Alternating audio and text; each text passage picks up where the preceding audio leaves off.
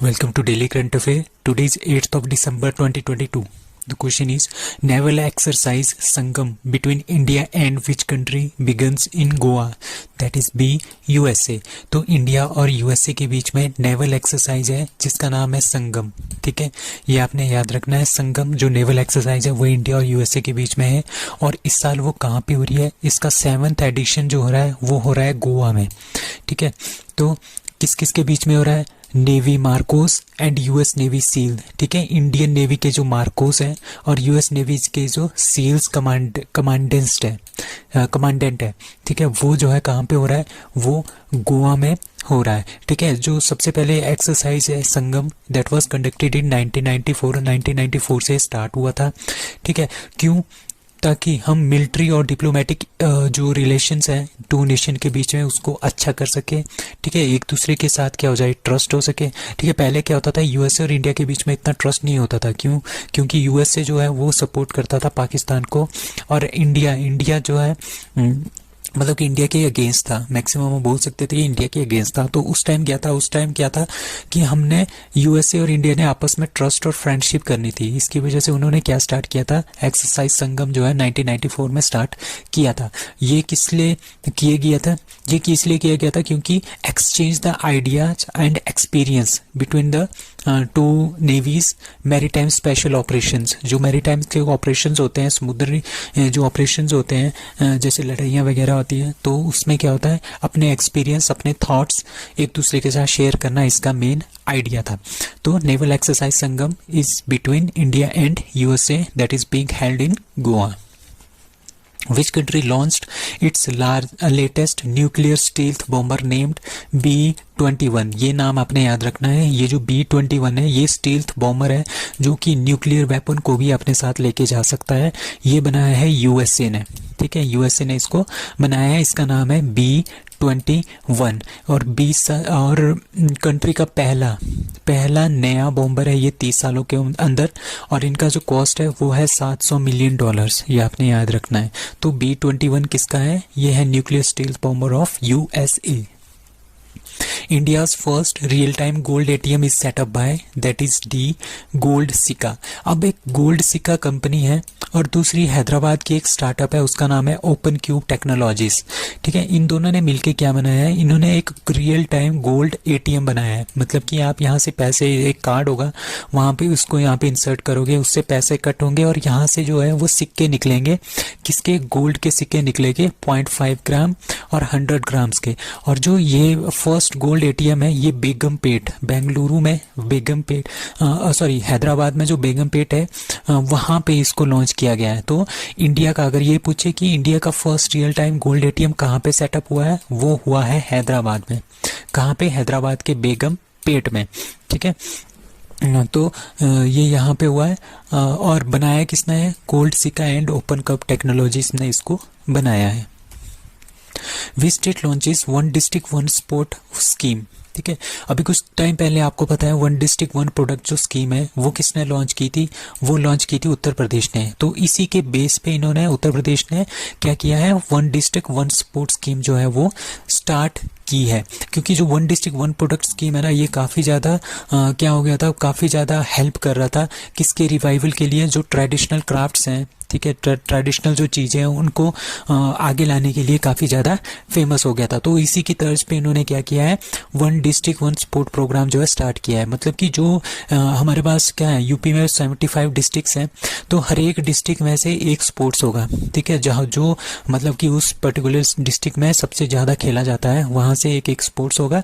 ठीक है, और उसके जो प्लेयर्स होंगे उनको काफ़ी ज़्यादा हम फैसिलिटीज़ देंगे. उत्तर प्रदेश की गवर्नमेंट, ठीक है, योगी सरकार, ठीक है, काफ़ी ज़्यादा क्या देंगे? फैसिलिटीज़ देंगे. उनमें स्पोर्ट्समैन क्रिएट करेंगे. ठीक है, ताकि वो क्या कर सके? नेशनल और इंटरनेशनल लेवल में इंडिया को रिप्रेजेंट कर सके.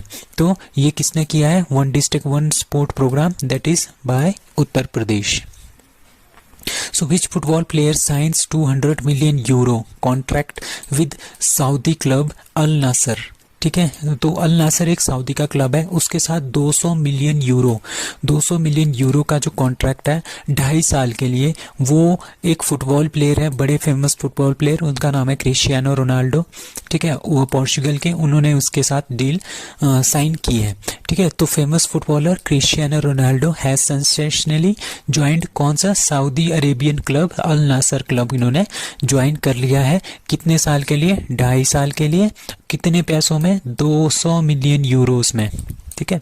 तो अल नासर फुटबॉल क्लब कहाँ का है, ये सऊदी अरेबिया का फुटबॉल क्लब है, based in Riyadh Saudi Arabia की कैपिटल है, और ये बना था 1955 में।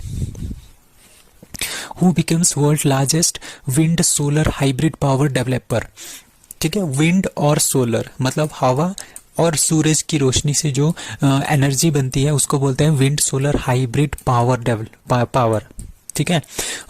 तो मतलब कि हमने हवा से भी बिजली बनानी है और सोलर से भी बिजली बनानी है, तभी इसको हाइब्रिड बोलते हैं, ठीक है। तो इसमें वर्ल्ड का सबसे लार्जेस्ट पावर डेवलपर कौन बना है, दैट इज सी अडानी ग्रीन। आपको पता है कि जो राजस्थान है वहाँ पे इन्होंने 2 तो पहले से ही इन्होंने प्लांट स्टार्ट किए थे, हाइब्रिड प्लांट, ठीक है। फर्स्ट हाइब्रिड प्लांट कितना का था, 390 मेगावाट का था, और जो दूसरा जो पावर प्लांट था वो था 600 मेगावाट का, और ये वर्ल्ड का सबसे बड़ा हाइब्रिड पावर प्लांट था। जो ये दोनों थे ये इन्होंने जैसलमेर राजस्थान में इम्प्लीमेंट किए हैं। अभी इन्होंने तीसरा एक और सक्सेसफुल कमीशन किया है, एक प्लांट 450 मेगावाट का प्लांट है। ये कहाँ पे, ये भी जैसलमेर राजस्थान में ही बनाया गया है। तो AGEL नाम है इसका, that is Adani green energy limited. ये इन्होंने 3 प्लांट बना दिए हैं, ठीक है। अब जो ये एनर्जी है, इन 3 प्लांटों में से जो एनर्जी है वो कितनी एनर्जी ये निकाल रहे हैं, दैट इज 7.17 गीगावाट की एनर्जी जो है वो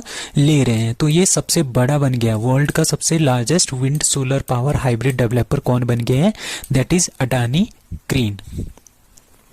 पराक्रम Diwas celebrated on the occasion of 51st anniversary of that is a Longewala battle. अभी क्या हुआ था, 3 दिसंबर 1971 को क्या हुआ था, हमने इंडिया और पाकिस्तान के बीच में वॉर स्टार्ट हो गई थी for the liberation of Bangladesh, ठीक है। अभी 4 और 5 के दिसंबर 1971 को क्या हुआ, पाकिस्तान की जो फोर्सेस थी उसमें 4000 सोल्जर्स थे, T-59 टैंक थे, शेरमन टैंक्स थे, एंड मीडियम आर्टिलरी बैटरीज थी, ठीक है। तो ये पाकिस्तान से कहाँ आ गए थे, ये इंडिया वाले इंडिया में आ गए थे, ठीक है। जैसे ही इंडिया में ये घुस गए थे तो वहाँ पे क्या हुआ, वहाँ पे ओनली हमारे पास इंडिया के 120 सोल्जर थे, ठीक है, 120 सोल्जर थे, 4 हॉकर एयरक्राफ्ट थे, ठीक है। तो उन्होंने क्या किया, उन 120 इंडियंस ने जो 3000 से 4000 के बीच में जो पाकिस्तानी आए थे उनको यहाँ से वापस खदेड़ा था, और वहाँ पे बहुत ही खतरनाक वाली एक लड़ाई हुई थी जिसमें 200 सोल्जर जो है वो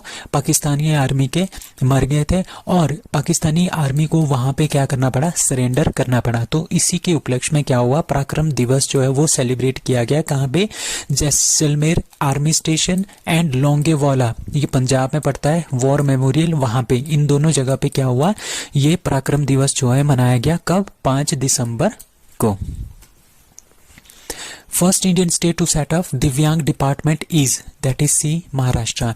दिव्यांग का जो डिफरेंटली एबल्ड लोग होते हैं उनके लिए एक डिपार्टमेंट खोला गया है जो कि महाराष्ट्र गवर्नमेंट ने खोला है। तो इंडिया की ये पहली स्टेट बन गई है जिन्होंने क्या खोला है, दिव्यांग डिपार्टमेंट जो है वो अपनी स्टेट में खोला है। क्यों खोला है, ताकि क्या हो, जो दिव्यांग पीपल हो, जो physically and mentally disabled people हैं, वो क्या, उनको एजुकेशन भी मिले, वो प्रोफेशनली स्ट्रांग भी बने, ताकि वो किसी और के ऊपर डिपेंड ना रहे। तो Maharashtra is the first state in India to set up the separate department for divyang people, ठीक है। और ये कब हुआ था, अभी 1-2 दिन पहले क्या था, international day of disabled person था, तो उसी दिन क्या हुआ, ये अनाउंसमेंट भी हो गई थी। तो कौन बनी है दिव्यांग डिपार्टमेंट बनाने वाली पहली Indian state, that is Maharashtra. So that's all for today, thank you.